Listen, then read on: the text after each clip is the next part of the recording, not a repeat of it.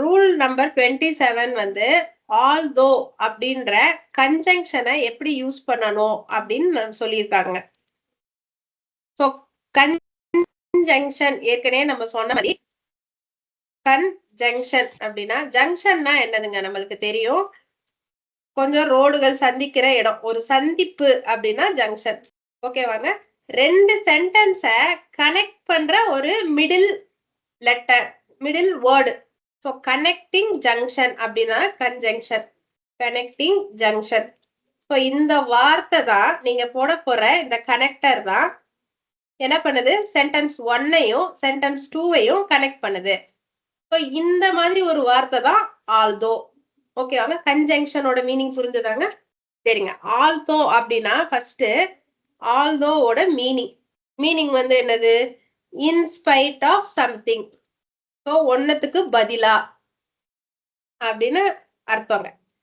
இந்த கன்ஜங்ஷனை எங்க யூஸ் பண்ணுவாங்க, மீனிங் பார்த்தாச்சு. வேர் இட் இஸ் யூஸ்டு. முதல்லங்க நம்ம முதல்ல என்ன சொன்னோம், கன்ஜங்ஷன்னா ரெண்டு சென்டென்ஸ் இருக்கணும்னு சொன்னோம். ஸோ ஒரு ரெண்டு சென்டென்ஸ் எழுதுறேங்க.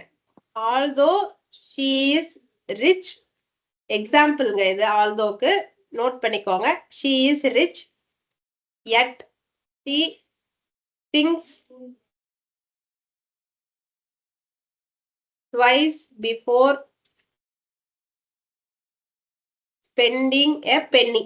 பென்னினா ஒரு காசு, அரையனா அப்படின்ற மாதிரி வச்சுக்கோங்க. ஓகேவாங்க. ஸோ இதுல என்ன சொல்லியிருக்காங்க, அவன் ரிச்சா இருந்தா கூட ஒரு காசு செலவழிக்கணும்னா ஒண்ணுக்கு ரெண்டு தடவை யோசிக்கிறான். she thinks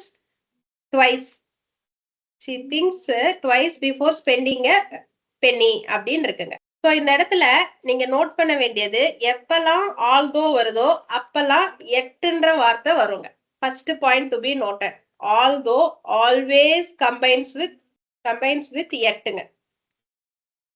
ஒன்னு ஆல்தோ செப்பரேட்டா வரலாம், எட்டே இல்லாம அந்த சென்டென்ஸ்ல ஆல்தோ வரலாம்.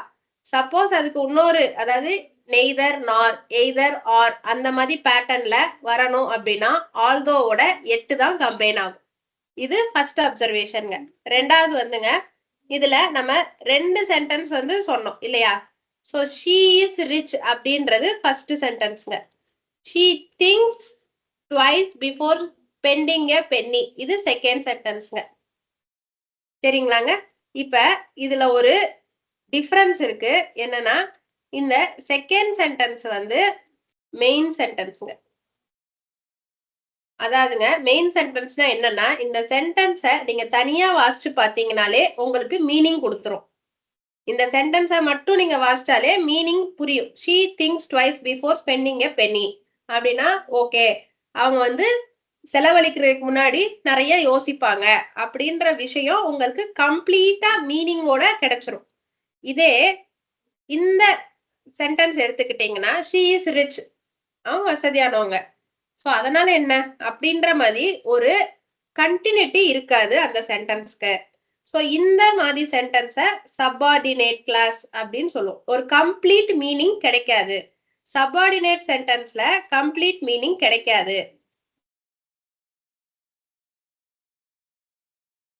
இதே மெயின் சென்டென்ஸ்ல கம்ப்ளீட் மீனிங் இருக்கும். ஓகேவாங்க. இந்த சப்பார்டினேட் சென்டென்ஸ் எப்பயுமே மெயின் சென்டென்ஸை டிபெண்ட் பண்ணி தான் இருக்கும்.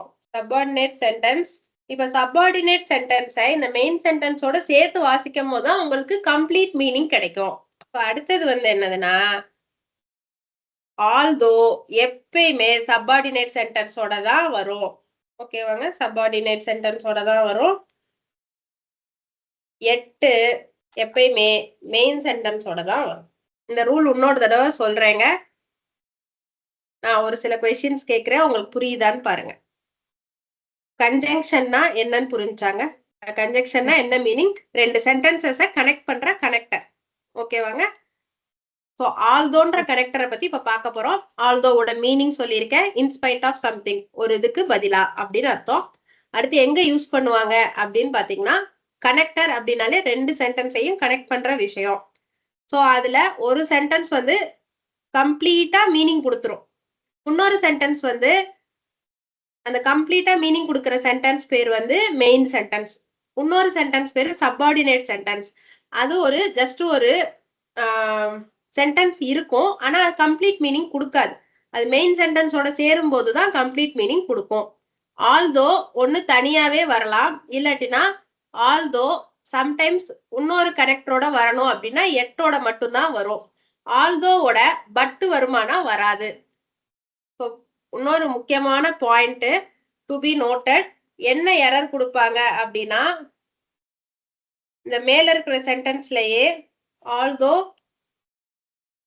she is rich but she thinks twice அப்படின்னு சொல்லி இப்படியே போயிட்டே இருக்கோங்க. அதே சென்டென்ஸ் தான். இந்த இடத்துல பட்டு வரக்கூடாது. ஆல்தோவோட எப்பயுமே பட்டு வராது, எட்டு தான் வரும்.